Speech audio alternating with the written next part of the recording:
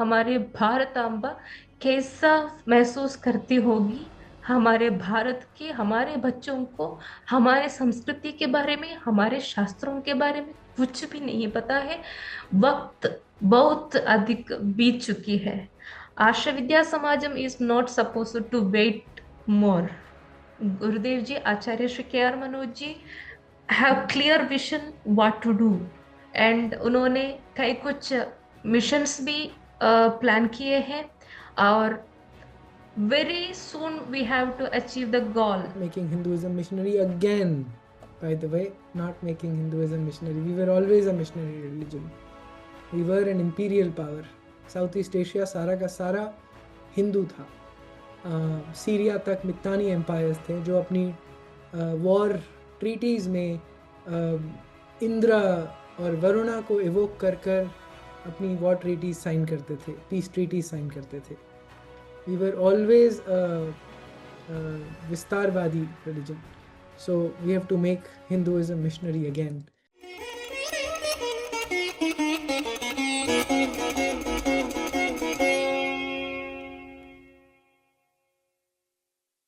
भारत एक अभीप्सा है, एक प्यास सत्य को पा लेने की. Just beautiful words where those of you who can't read Hindi is basically saying India is not only a geographic or a political entity, it is a search, it is an endless search for truth. And that basically is what makes India a sacred geography. And a few years back, I was actually talking to I attended a lecture by the former CJI, Justice Kehar, in 2017. If I recall correctly, he retired. And he was giving a Lal Bahadur Shastri memorial lecture on secularism. And he talked wonderful things about how India needs to walk the path of secularism and so on and so forth. And then he equated the values of the Mughals and the Turkic Islamic empires before them, ruling imperial empires over India, and equated them with the Rajputs and the Sikhs and the Marathas and so on and so forth, something which I did not like. And so as he was passing by from the gallery, I actually folded my hands and stopped him to ask him this question. Sir, if India became 80% Muslim, would India remain? First time he sort of evaded the question, and I pressed on and I asked him that if 54, 57, whatever is the number of the countries, Islamic countries, do they demonstrate these secular values? And he said, you are right. However, he ended that short conversation by saying we started walking on the path of secularism and we must take a shot at it. I was extremely disappointed by that answer. It haunted me for quite some time because there is no undo button to the civilization. India is a sacred geography because of Hinduism, because of the values that emanate from Hinduism and have spread to all other Indian-born religions and philosophies. It is this that makes it sacred. So I want to go to the challenges before us. And in my worldview, we actually have an asymmetric war on Hinduism at this point in time. And so I want to first inspect Islam. And I want to show you this video by this person called Yasir Nadeem Al-Wajidi. We have to make our education system independent of this secularism, Islamization of knowledge. So we want to Islamize all sciences, whether it's biology or physics or medical science, and then you go to community and then society and to country. And that's how the entire nation is reformed. First move that I will do, I will abolish the constitution and I will establish the only logical and rational constitution, which is the Quran and the Sunnah of Rasulullah sallallahu alaihi wasallam. That will be my first move. We have to. He's saying this not in India, not in Pakistan. He's actually an Indian, by the way, not far from Delhi. If I'm not wrong, he's from Deoband, which is about just 150 kilometers from Delhi. 100 kilometers probably. And but he's moved to Chicago, and this is where he's actually saying this. What he's saying is absolutely in line with the Popular Front of India. They were banned and a lot of their members arrested in on a charge sheet. They were charge sheeted on 18th March 2023. They had a clear document, and this document is a public document. It's probably also still available. And the NIA charge sheet is here, this link that I've shared here. They had a clear agenda and a documented paper on how they wanted to infiltrate the army, police, judiciary, and so on and so forth to establish an Islamic rule in India by 2047. And here we are talking about a Viksit Bharat. You have to understand the dichotomy here, right? What are our values? What are we looking for? And what is the radicalized Islamic organizations looking at? I'm sorry, I'll take the word back. I'll just use the word Islamic organizations. I'll take out the word radicalized because it's consistent. My understanding is that Islam is consistent with its demand. It actually wants the whole world, all of lands belong to Allah, and all of the world has to be converted to Darul Islam. That is the agenda of Islam, and it's a documented, well-documented agenda. I am not being a bigot here, an Islamophobe, none of that.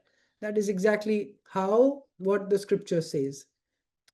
And we know that the scripture is till eternity, and so it can't be changed, and so on and so forth. I personally believe we are heading towards a civil war. There's actually a civil war going on in the country on a low-grade basis, and widespread low-grade civil war we currently face, whether it is Nuh someday, Murshidabad another day, districts in Maharashtra, in Vidarbha, Karnataka, places in Coimbatore, in Tamil Nadu, Kerala. So, this is going on. I feel that we are heading towards another partition unless we pull the nation away from where we are headed, and which requires a humongous amount of effort. Let's just look at Christianity for a little bit. This is the Joshua Project, and they're an aggregation of all Christian organizations globally, and they have documented the unreached people of the world. Okay, look at India, right? All red, basically, and just clarifying that, this is the land that we have to sort of take over and capture. And it's an open documentation. They have documented probably, they're far better than any government caste census that the government is ever going to be able to pull off, I believe.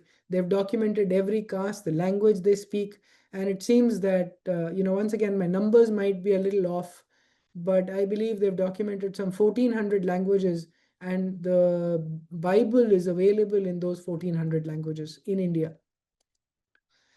I asked Grok AI that what's the estimate of conversion in Punjab, 10 to 15%, it told me. And in Amritsar, which is where is the god of Sikhi, 23% Christian population. This turban-wearing Sikhs saying hallelujah these days is not a rare sight anymore. And this gentleman, Father George Ponaya, he actually was in Kanyakumari in a public function on stage with hundreds and thousands of people, actually said in Tamil, that we wear shoes. Why? Because the impurities of Bharat Mata should not contaminate us. This is the same man that Rahul Gandhi was sitting with and getting lectured on how Jesus is the true son of God and so on and so forth. All that video is live. This is during the Bharat Jodo Yatra. Our temples are not in our control, and you all know it.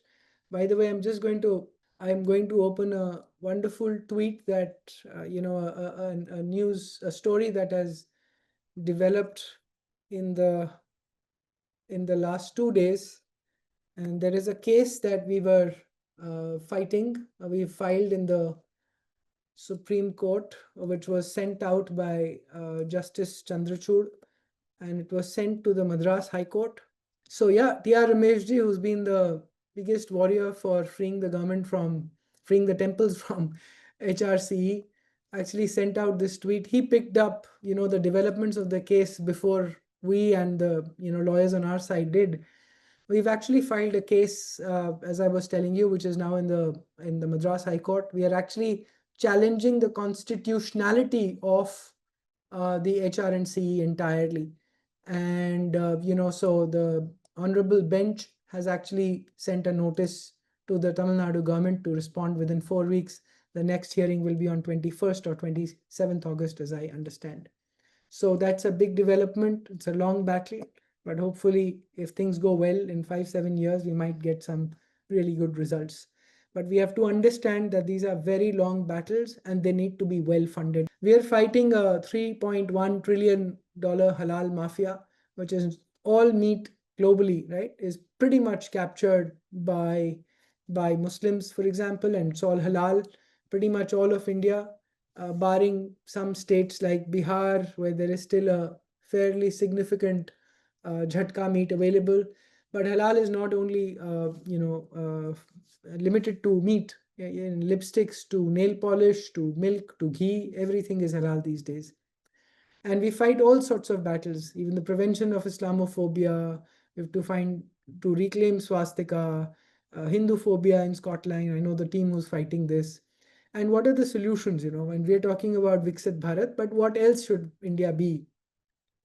So I asked this question to myself that in 2047, with the Viksit Bharat, will all stone pelting on Ram Navami Shobha Yatras stop? Will Christianity learn and become more spiritual and stop soul harvesting? Will we have a fair and fast delivery of justice? Will we have a fearless society? If I can criticize Ram or our gurus, will we be able to criticize Muhammad publicly, for example, without my sartan se juda? So I asked, myself these questions, and whoever I sort of talk to, including in Hindu organizations, that what is the vision for India in 2047? My vision would perhaps be of something on these lines: that India, a nation state that protects, preserves, and promotes indigenous religions, traditions, cultures, and values. What should we do? This presentation is on 1,000 crore grants fund. I'm working on making Hinduism missionary as well as one of the other solutions. But we are here because of this particular conversation, building a 1,000 crore grants fund. Why is this important? Is because people in India are fighting the battle to preserve, reclaim our civilization. And they have to face a lot of indignity, a lot of questions on their professionalism, on propriety, and so on and so forth, in simply the other than the sacrifices that they're making. What are we working on at this point in time? I have a much larger presentation, but for the lack of time, partly because a lot of people showed up quite late. We started at 8:40, so I'm showing the shorter presentation. I'm right now working on a legal fund for creating a corpus of 5 crores. I talked about the temples project, for example. What we have done is at Saryu Trust, we are working with a professional legal firm. The reason unconstitutionality is being challenged for the first time is because we've hired a team where 15 lawyers sat together and studied the case for months, and then they drafted the case. I have been told by multiple lawyers that this is one of the best drafted cases that they have seen. And this requires money. It requires these organizations to be funded well, so that such cases can be fought professionally and not only on volunteerism and Hindutva ideology and whatever else. If we are able to make progress on this, not only freeing temples, but the issues of Sabrimala entry, for example, or the unambiguous definition, we could challenge the ambiguity of the word minority, for example. We are going to go after, along with Vishnu Shankar Jain, we are going after FCRA. Vishnu Bhai has been freeing our temples, Kashi Vishwanath, Sambhal. He has cases pending on Krishna Janmabhoomi, Bhojshala, and many other temples. At this point, I asked him for a list, and he has probably some 35-40 cases at this point in time that are going on. I did also ask him, Vishnu Bhai, how do you fund all this? And he told me nobody's even asked me that question ever. So they are somehow, we only clap and say good job and we retweet and so on and so forth. but we don't even go ask our people, including all the grand Hindu organizations, that how do you fund all this?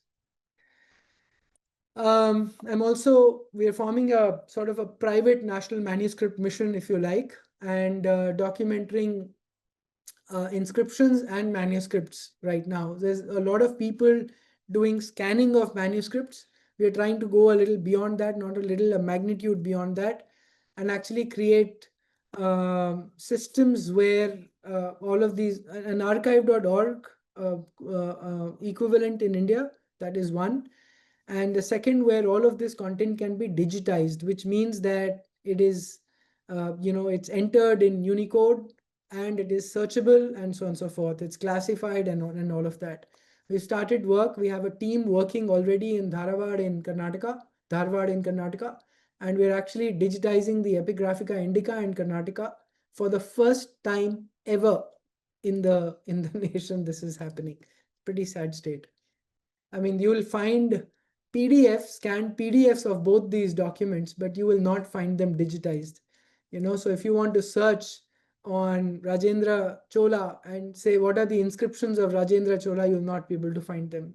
Or any of the Guptas in the north, you'll not be able to find them, because you'll find scanned documents, but not Unicode searchable. So we are doing this. We started work on this. I have a governing council in the Hindu Fund. This is Anand Prasad. He's actually the architect of the Freeing Temples case. Mohandas Pai family, of course, Colonel Ramakrishnan and I are part of Saryu Trust, so he's here as well. Vijaya Vishwanathan is co-author of Rajiv Malhotraji's books, a lot of books lately. She's also the inheritor, or Rajiv ji has announced publicly that Vijaya will take over Infinity Foundation from him. Ram Swaroop is a top recognized coach in India, Marshall Goldsmith coach. He coaches the top CEOs. A very well decorated army officer, Major General Arvind Bhatia. Swami Ved Tatvananda, 22 years at the Ramakrishna Mission. Sudarshan HS is part of the team. He's actually the leader of the team, which is doing the manuscripts and inscriptions Section 8 company. We are, like I said, there's a lot of teams we've hired and so on and so forth. So anyways, all I'm trying to say here is that there's a governing council, and when I get money, there is oversight on this money. I'm not taking the money and riding BMWs and all of that. I'll come to a little bit of history first. And since 2016, we funded about 90 plus organizations. At this point, it's about 140 or so projects. And we've given away about 14 crores in third-party funding. We have actually an annual run rate at this point in time of about 2.5 crores. And this is all apart from all my work at Saryu and Sangam Talks, which is another 2.5 crores annually. I was able to fund this because of inspiration of my Guru Sadguru Jaggi Vasudev, who had set this, who requested his disciples to give 7% of business income or salary and so on and so forth some years back. I started doing that for my personal salary, but for my business, I put this rule and funded Saryu Trust, from which I started funding both internal projects and this third-party funding. Overall, between the internal and external third-party funding, we've done 24-25 crores in the last 9 years or so. This is Saryu Trust, and these are internal projects. I'm not asking for a single rupee for all of these projects. But the third-party funding, last year, I founded the Hindu Network Foundation along with Colonel Ramakrishna and then the governing council members and all of them. And we call this the Hindu Fund. And so we are attributing all Saryu's donations from 2016 onwards to the Hindu Fund. People ask that where does my money go? So your money goes here, and we have it's a transparent website. Year-wise, wherever money has gone, it gets listed here.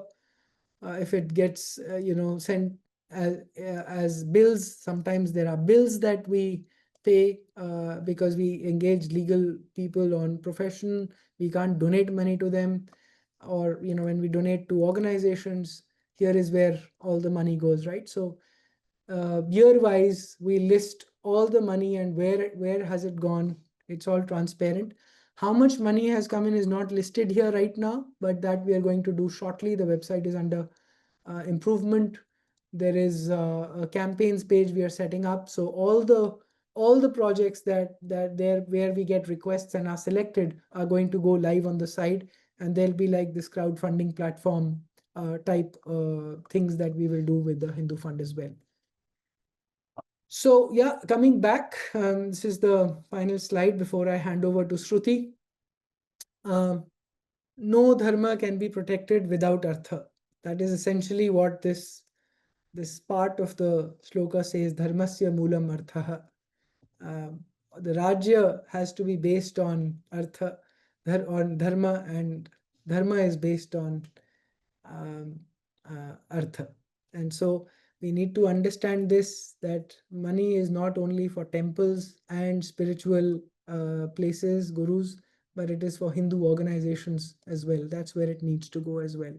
I'm going to pause here, stop here actually, and hand over to Shruti, who over some years has been a beneficiary of the Hindu Fund, but that's a trickle to the amount of work that they do at Arsh Vidya Samajam in Kerala.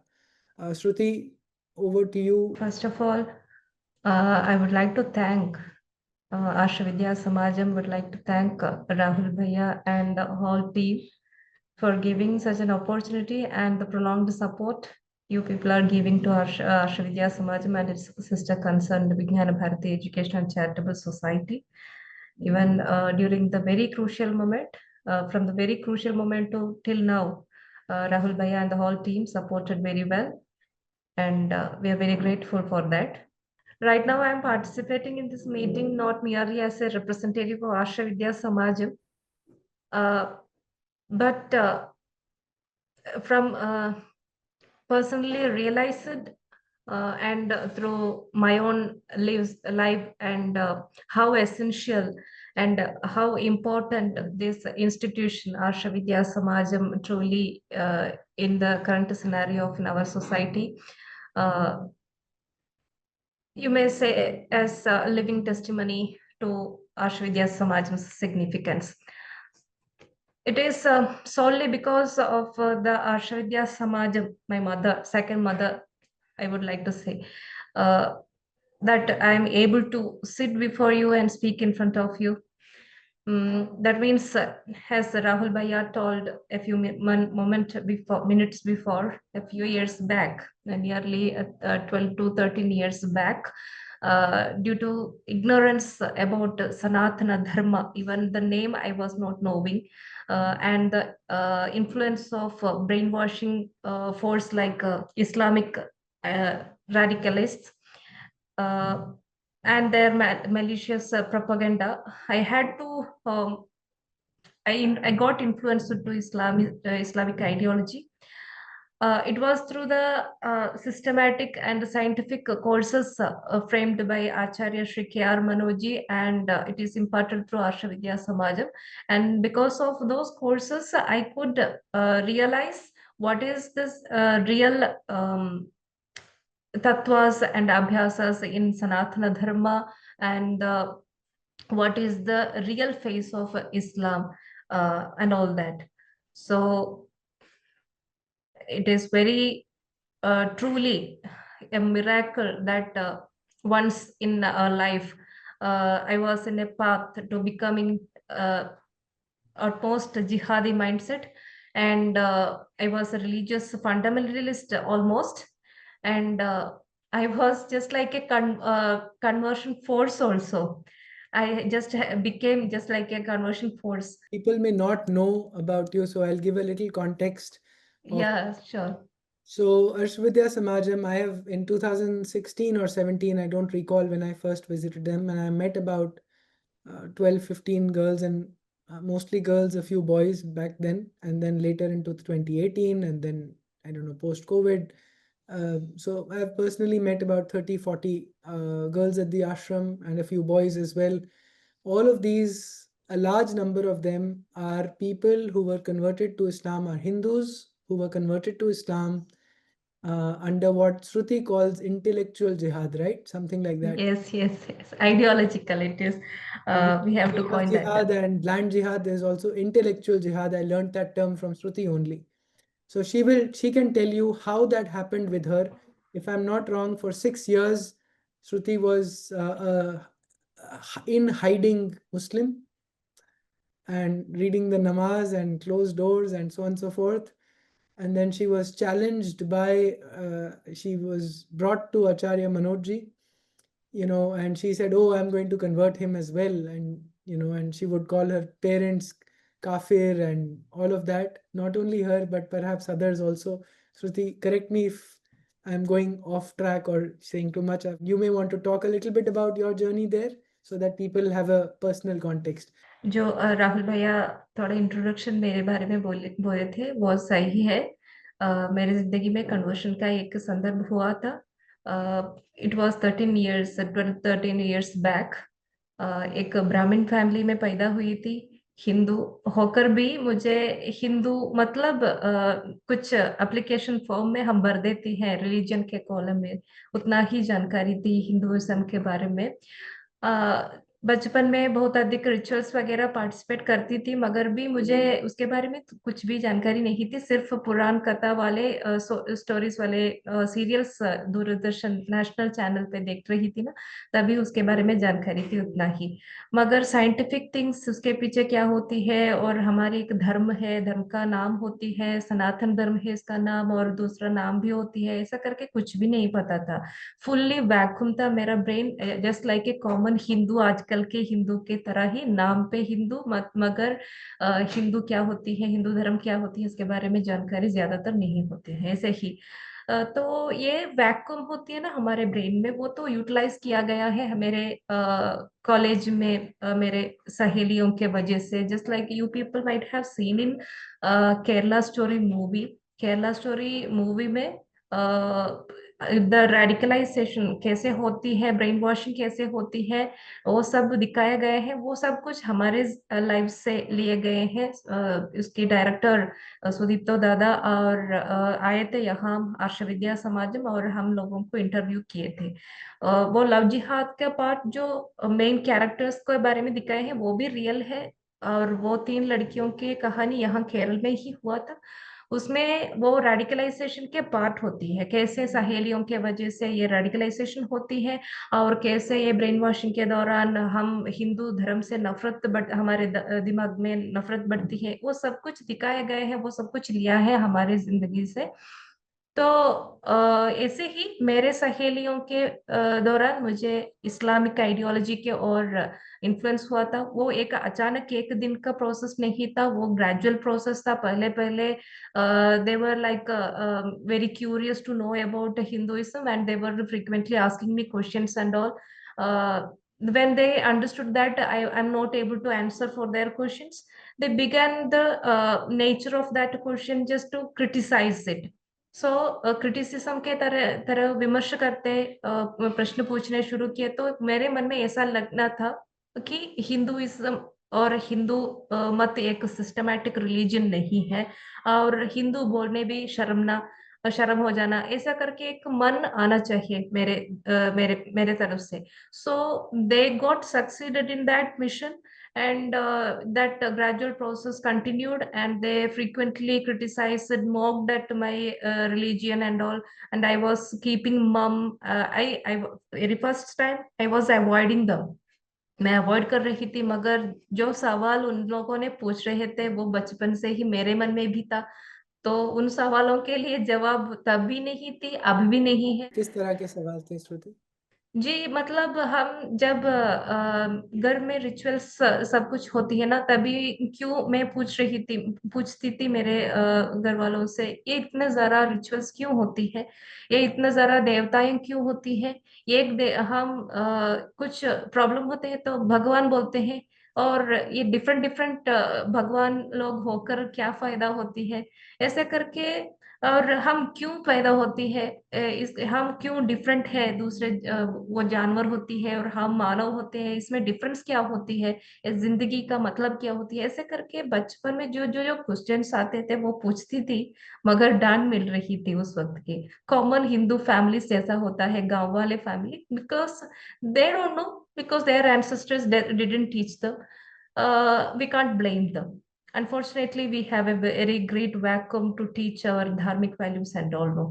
So ऐसे ही मेरे जिंदगी में मेरे सहेलियों ये जो vacuum Hindu धर्म के बारे में था वो यूटिलाइज किए, बार बार सवाल पूछना। और जब कंप्लीटली मैं हिंदुइज्म से एक तरह की हेट्रेड होकर उससे अवे हो गई, तभी उन लोगों ने उन लोगों के मत के बारे में ऐसे इंजेक्ट करने शुरू किए कि कोई सुने ओ अच्छा है, अच्छा आइडियोलॉजी है, ऐसे माने, ऐसे करके हमारे इस्लाम मत में एक ही देवता के बारे में बोल रहे हैं और इसमें महिलाओं के लिए उतनी महत्वपूर्ण स्थान है, ये सब कुछ ऐसे बोलकर कई कुछ पैम्फलेट्स देना, कई कुछ स्पीचेस के सीडीज वगैरह देना। इवन जाकिर नाइक के स्पीचेस भी सुनी हूँ उस वक्त।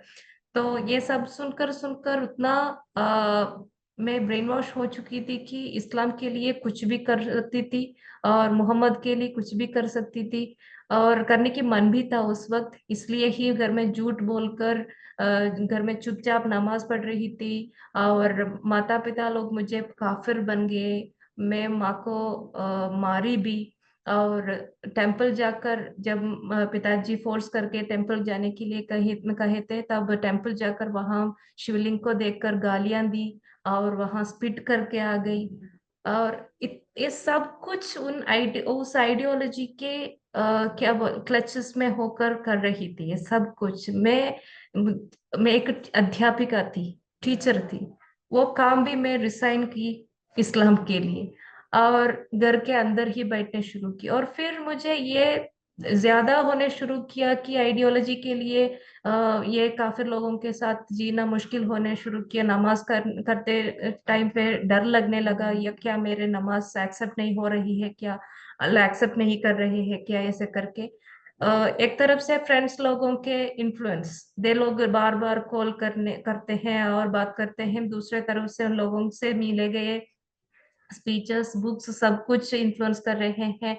और डर, बिना सोते ऐसे ही बैठकर क्या बोले स्वलात बोलना, ऐसे करके रात में नींद भी नहीं आ रही थी। मतलब हेल्प पनिशमेंट और खबर पनिशमेंट, ये सब कुछ के बारे में सोच सोच कर एकदम मेंटली कहीं और हो चुकी थी मेरा दिमाग। तो ज्यादा वहाँ मेरे घर में रुकना मुझे मुश्किल होने शुरू किया। और मैं फ्रेंड्स लोगों से बताए तो उन्होंने कहे मत कहो घर में, तुम इस्लाम कबूल करो, घर में बोलोगी तो कई कुछ संगठन के लोगों से बताएंगे और आपकी रास्ता बंद हो जाएगी, ऐसे करके।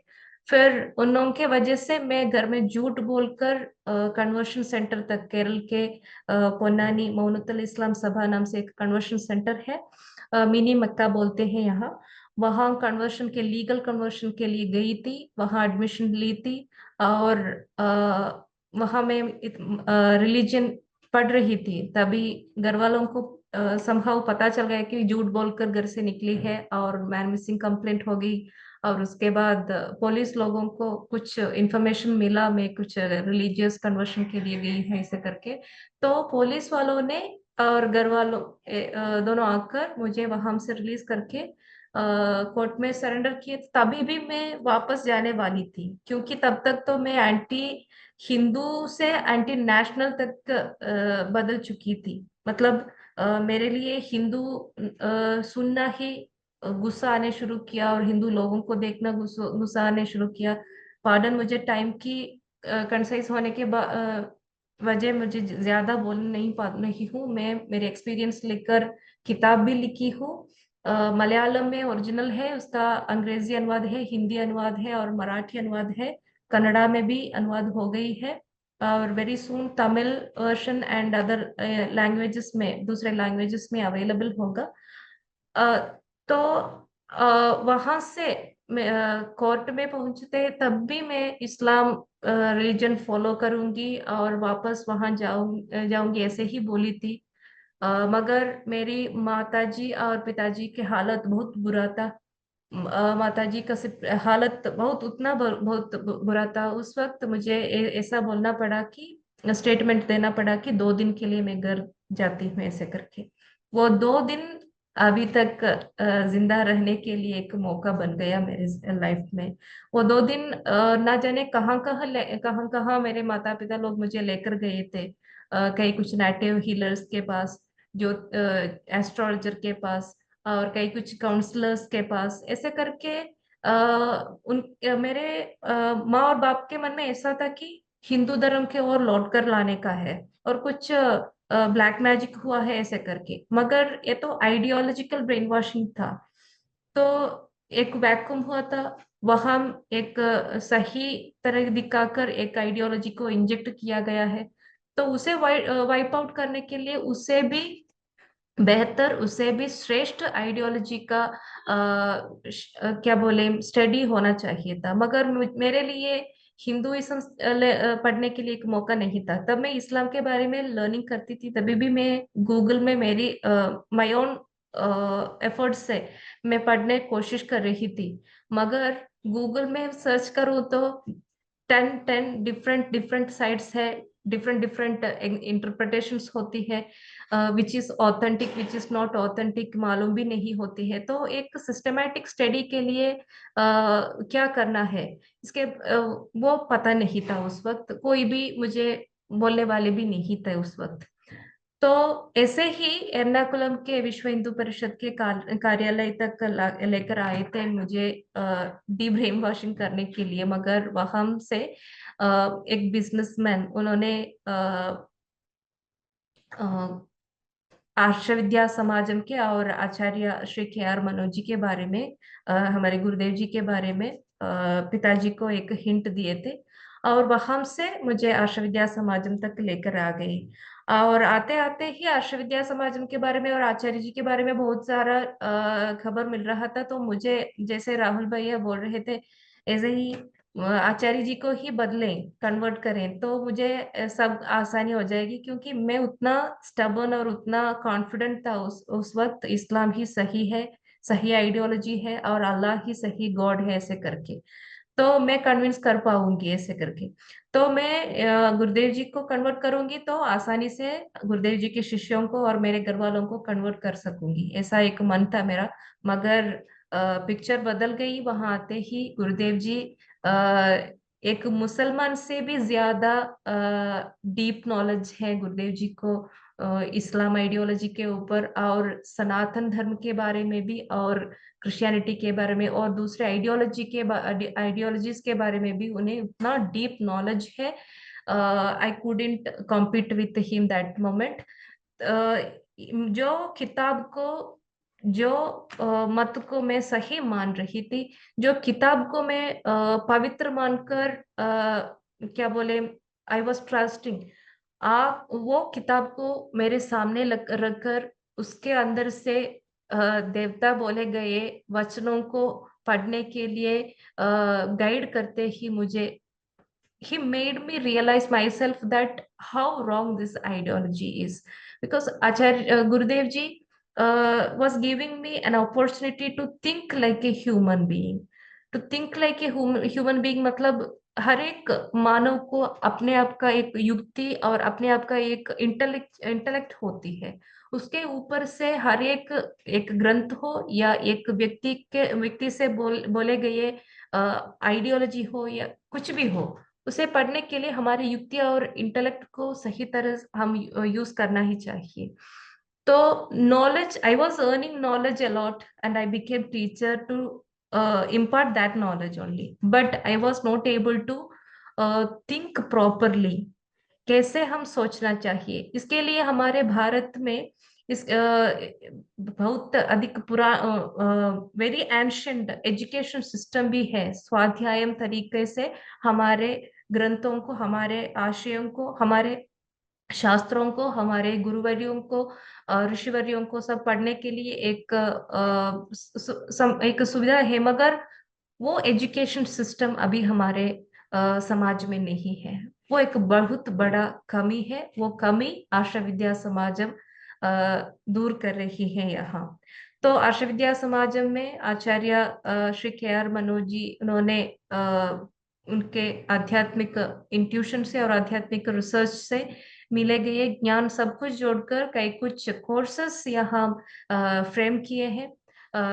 नेमली आध्यात्मिक शास्त्र नाम से एक कोर्स है, उसमें सनातन धर्म के पद परिचय से लेकर सिस्टमैटिकली हमें हमारे धर्म के बारे में सीख सकते हैं। क्या होती है सनातन धर्म, उसका असली नाम क्या है और उसमें क्या क्या दूसरा नाम होती है, इसमें ईश्वर दर्शन क्या होती है, जीवन दर्शन क्या होती है। एक वेरी इंपॉर्टेंट पॉइंट है। मतलब आइडियोलॉजिकल डिलेमा हर एक व्यक्ति को होती है, मगर एक आइडियोलॉजी सही है, ये एक मत सही है या गलत, ये समझने के लिए, वो specially in the case of study of any religion, ये रिलीजन सही है या गलत, ये समझने के लिए हम कैसे पढ़े, उसके अंदर क्या ईश्वर दर्शन दिया बोला गया है और इसके अंदर क्या जीवन दर्शन बोला गया है, उसके बारे में डीप रूटेडली हम स्टडी करना चाहिए। मगर उसके लिए यह हमारे सोसाइटी में जो अभी एक वैक्यूम ही है, कोई जगह व्यवस्था नहीं है इसके लिए, एक सेंटर नहीं है, एक सिखाने वाले लोग नहीं है। मगर हम देखेंगे तो ऑपोजिट में जो हमारे सोसाइटी से लोगों को कन्वर्ट करके उनके मत को बढ़ाने के लिए कोशिश करने वाले दिस कन्वर्शन फोर्सेस के बारे में हम सोचेंगे तो उन लोगों को मदरसा होते हैं और क्रिश्चियन लोगों को संडे स्कूल्स होते हैं। वहां रिलीजन सिखाने के लिए लोग होते हैं, कन्वर्ट कैसे करें इसके लिए ट्रेनिंग देने के लिए लोग होते हैं, और कन्वर्ट करने के लिए लोग होते हैं। कन्वर्ट करके जो लोग कन्वर्ट होकर आते हैं उनको वहां ही रुकाने के लिए भी सुविधा है वहां। आप देखिए, अखिला, यहाँ केरल के अखिला हादिया बन गई।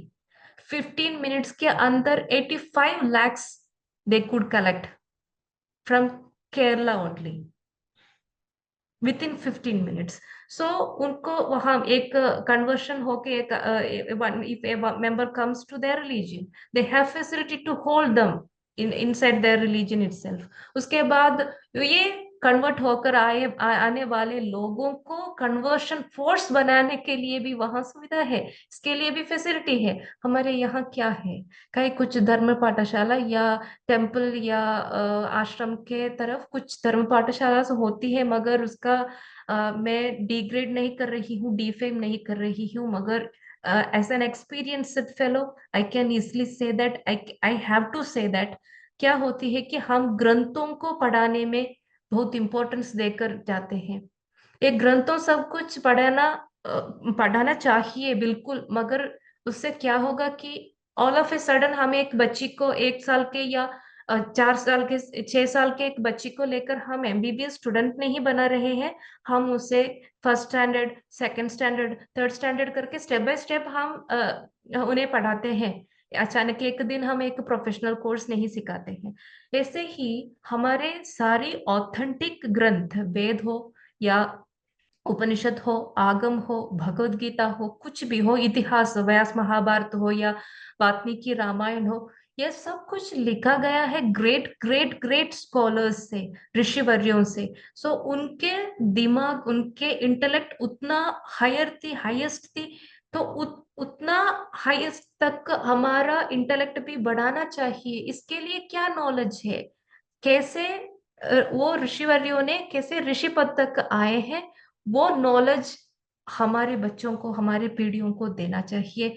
हमारे पूर्वजों वो दे नहीं पाए, और मेरी तरह हजारों लोग ऐसे ही कन्वर्शन फेस करके आर्ष विद्या समाज में हर एक दिन 20 से ज्यादा कॉल्स आती है हर एक प्रचारक के मोबाइल में, 20 से ज्यादा। जस्ट इमेजिन कितने लड़कियों, कितने लड़कों, वो भी कहना चाहिए।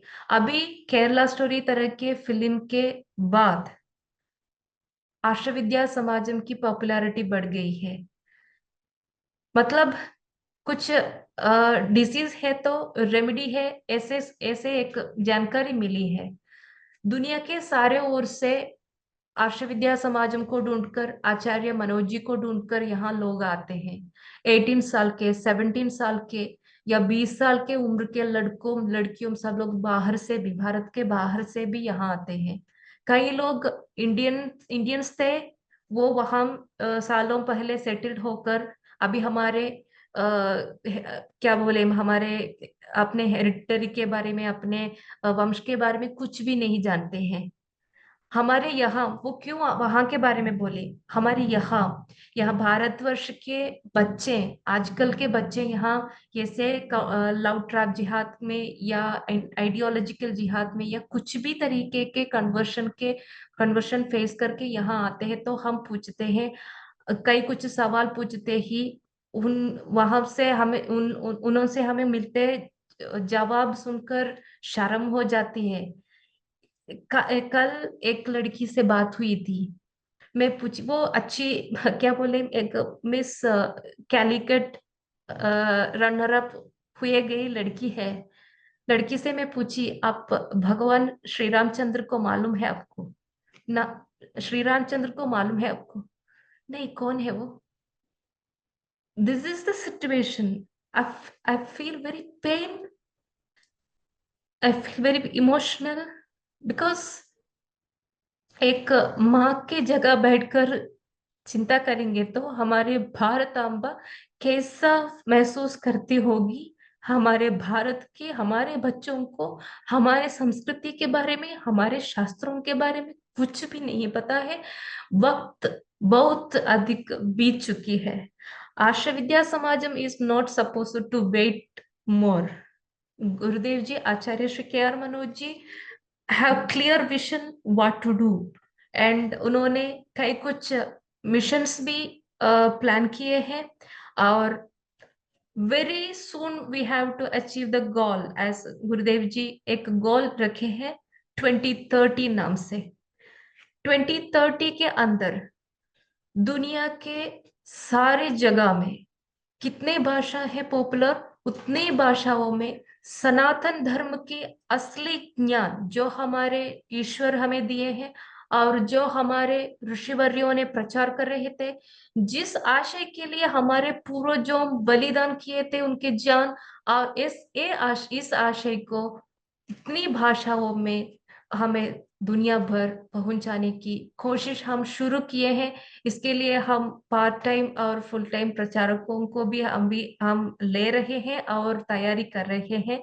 धर्म प्रचारक पद्धति भी उसके तरफ से, धर्म प्रचारक पद्धति से हम मतलब करते हैं, गुरुदेव जी का मतलब है कि हिंदू मिशनरीज को तैयारी करना। कैसे हमारे एनिमीज, हमारे शत्रु लोग, मतलब ये इस्लाम के या क्रिश्चियन लोग यहाँ बड़े हैं, मतलब मिशनरी वर्क से है। हम ही उन्हें जगह दिए थे, मिशनरी ट्रेनिंग सेंटर बनाने के लिए हम ही जगह दिए थे। अब मॉस्क, मस्जिद, सब कुछ कंस्ट्रक्शन करने के लिए हम ही जगह दिए थे उनको।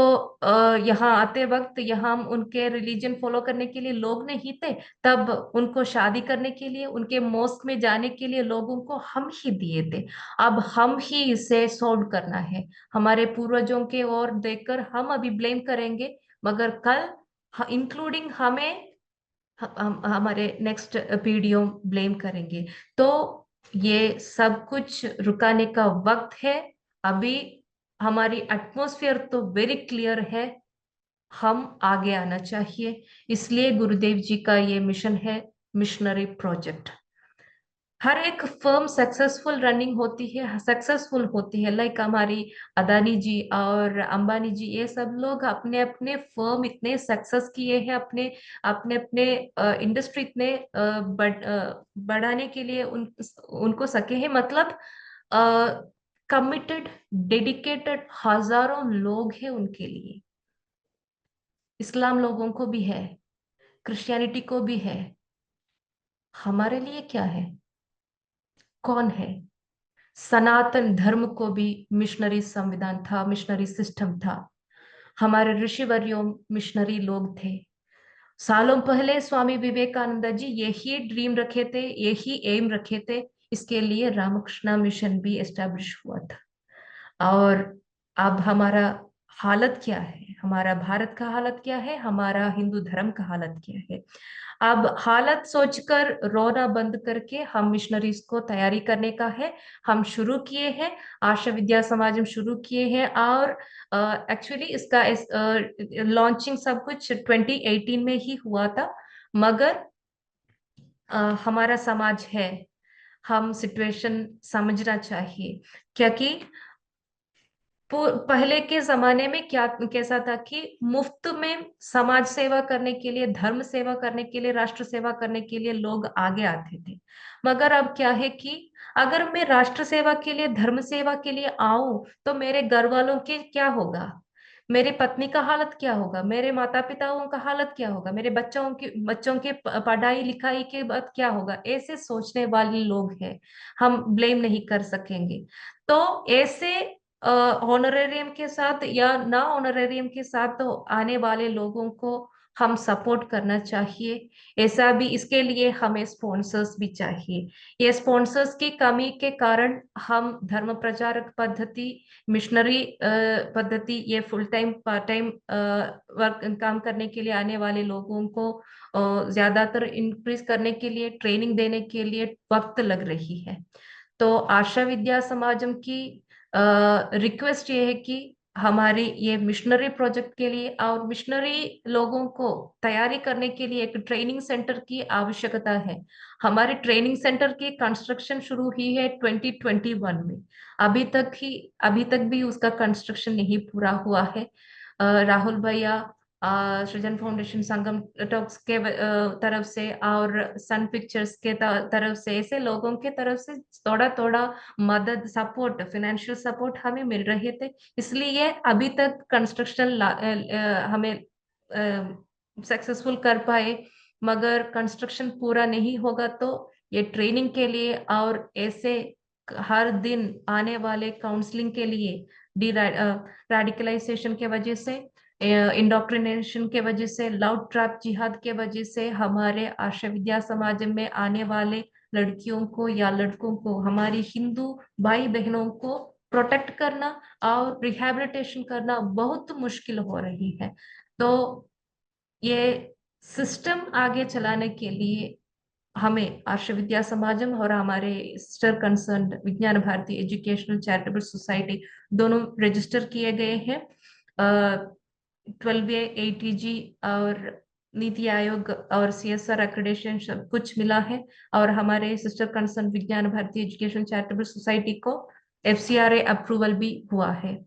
तो कम ने थोड़ी वक्त में जो कुछ मुझे कर पा रही हूँ मैं कही हूँ। ये मौका देने के लिए राहुल जी, राहुल भैया और नीरज जी और सारे एंटायर क्रू के लिए धन्यवाद बोल रही हूँ। और आप सभी से आशा विद्या समाजम के तरफ से एक रिक्वेस्ट ये है कि Asha Vidya Samajam is ready and decided to fight, and we have a clear cut mission and vision. And if you all are ready to support us, if you all ready to be with us, we will achieve the goal 2030 and we will break the goal जो उन लोगों ने बोल रहे हैं ना 2040 या 2047 और 2045 कुछ भी हो, उसके पहले ही हम उनके गोल ब्रेक कर सकते हैं। ये सिर्फ बात नहीं है, कॉन्फिडेंस से बोल रही हूँ, क्योंकि सालों पहले भारत के सनातन धर्म के और ईश्वर के विरुद्ध होने वाले एक अध्यापिका को, एक नारी को आज आपके सामने बैठकर इतने कॉन्फिडेंस से बात करने तक धैर्य, ज्ञान सब कुछ दिया है आचार्य देव ने, गुरुदेव जी, आचार्य मनोज जी ने है। तो ये भी श्योर है हम करेंगे, हम जिएंगे। आप सब लोग हमारे साथ हाथ जोड़ना चाहिए। धन्यवाद। श्रुति, थैंक यू वेरी मच, बहुत बढ़िया। तो 2 पॉइंट्स मैं बोलना चाहता हूँ। पहले आपने बताया 85 लाख्स हादिया के लिए हुए थे, उसको थोड़ा सा एलैबोरेट करेंगे कि उसका केस था, if I am not wrong, उसमें बताइए कि क्या करने पे कैसे वो 85 लाख्स किस पर्पस के लिए इकट्ठा हो गया था। अखिला वैक्कम, केरल के वैक्कम से एक लड़की है। अखिला की फादर एक्स मिलिट्री था। अखिला सेलम में पढ़ने के लिए गई थी। वहां सहेलियों के हॉस्टल मेट्स के वजह से इन्फ्लुएंस होकर, ब्रेन वॉश होकर इस्लाम कबूल की थी। और वो कई दिन के परिचय से एक मुसलमान को शादी की थी। और ये लड़की कन्वर्ट हुई थी। इसके ऊपर लड़की के, ये अखिला के पेरेंट्स कंप्लेंट सब कुछ लगा गया था। वो केस सब कुछ कोर्ट में चलते चलते ही वो लड़की की शादी हुआ था। वो भी कोर्ट को ना जाने, कोर्ट नहीं जानती थी। तो वो भी रखा गया उस वक्त। तो अखिला को हाउस सर्वेलेंस बना गया कोर्ट से, ऐसा वर्डिक्शन आ गया। तो अखिला को हादिया ही रखने के लिए, हादिया बनकर ही रखने के लिए, घर से छुड़ाकर कोर्ट में फाइट करने के लिए ये मुसलमान लोग, स्पेशली दी एसडीपीआई लोग, पॉपुलर फ्रंट के नए नए वर्जन्स होती है ना, ये लोग इकट्ठा होकर उन लोगों ने केरल से और दूसरी स्टेट से मैसिव कैंपेन एक्टिव कर दिए। और सिर्फ केरल से 15 मिनट्स के अंदर they could collect 85 lakhs to fight legally to get Akhila Hadiya ही, सुप्रीम कोर्ट में फाइट करने के लिए। हाई कोर्ट से सुप्रीम कोर्ट तक गई केस। वहां केस फाइट करने के लिए उन लोगों ने इतना कलेक्ट कर पाए हैं। उतना यूनिटी है रिलीजियन के ऊपर, उतना यूनिटी से काम करते हैं उन लोगों ने। उनको, इस्लाम और क्रिश्चियन लोगों को, उनके मत में ऐसा एक सिस्टम है कि उनके मंथली इनकम के, for example for a Muslim, his 20% to 30% of his monthly salary या monthly income he should provide to religious matter। तो रिलीजन बढ़ाने की मिशन में उनको पैसा ऐसा भी आती है और बाहर से भी आते हैं, सब फैसिलिटीज हैं उनको। उन लोगों के सेंटर सब कुछ उतना फैसिलिटेटेड के कि उतना सिक्योरिटीज होती है। हमारे धर्म से, हमारे ईश्वर से, हमारे हमारे गुरु परंपराओं से, हमारे राष्ट्र के विरुद्ध, हमारे राष्ट्र से सब कुछ छोड़कर इस राष्ट्र के विरुद्ध, धर्म के विरुद्ध, ईश्वर के विरुद्ध बनाने के लिए उनको उतना फैसिलिटीज, उतना क्या बोले, सब सपोर्ट है। मगर हमारे लोगों को हमारे ही अंदर सेफ रखने के लिए हमें अभी तक एक सेंटर भी सही बन नहीं पाए हैं। अभी भी रेंटल प्रीमाइसेस में हम चला रहे हैं हमारे आश्रय विद्या समाजम। और लगभग 50 से अबव मेंबर्स हैं हम अभी। फुल टाइम मेंबर्स होकर 30 अबव हैं। इसमें 20 से ज्यादा लोग ऐसे ही रियलाइजेशन होकर, मतलब गुरुदेव जी के आध्यात्मिक गाइडेंस और यहाँ के कोर्सेस सीखकर हम वापस आए हैं। थैंक यू श्रुति। श्रुति का मिशनरी गोल जो उन्होंने बताया with such clarity and absolute confidence, मैं आपके साथ स्क्रीन शेयर करना चाहूँगा। मैंने प्रेजेंटेशन जब शुरू करी थी, मैंने कहा था कि मेरे 2 गोल्स हैं, मैं मगर इस प्रेजेंटेशन में केवल एक ही दिखा रहा हूँ। So this is a good point जहाँ पर मैं दूसरा भी दिखाना चाहता हूँ। These are the 2 goals that at least I am after, making Hinduism missionary again. By the way, not making Hinduism missionary. We were always a missionary religion. We were an imperial power. Southeast Asia सारा का सारा हिंदू था। Syria तक मित्तानी empires थे जो अपनी war treaties में इंद्रा और वरुणा को इवोक कर कर अपनी वॉर ट्रीटीज़ साइन करते थे, पीस ट्रीटीज़ साइन करते थे। We were always a Vistarvadi religion. So we have to make Hinduism missionary again. Show you this slide. Vistarvadi. This is the only way we are going to solve, the only answer for protecting and saving our civilization. The only answer. If we become Vistarvadi and we go and spread the message of Hindu Dharma and bring people home, change the name on their Aadhaar card. Without this, we are not winning this battle. We have to raise a population of Hindus from 78% and declining to 90%. And that is not going to happen by producing more children, as many Hindu organizations ask for. This is only going to happen by bringing people who have been lost home. And there are millions and millions of them who are desperate to come back.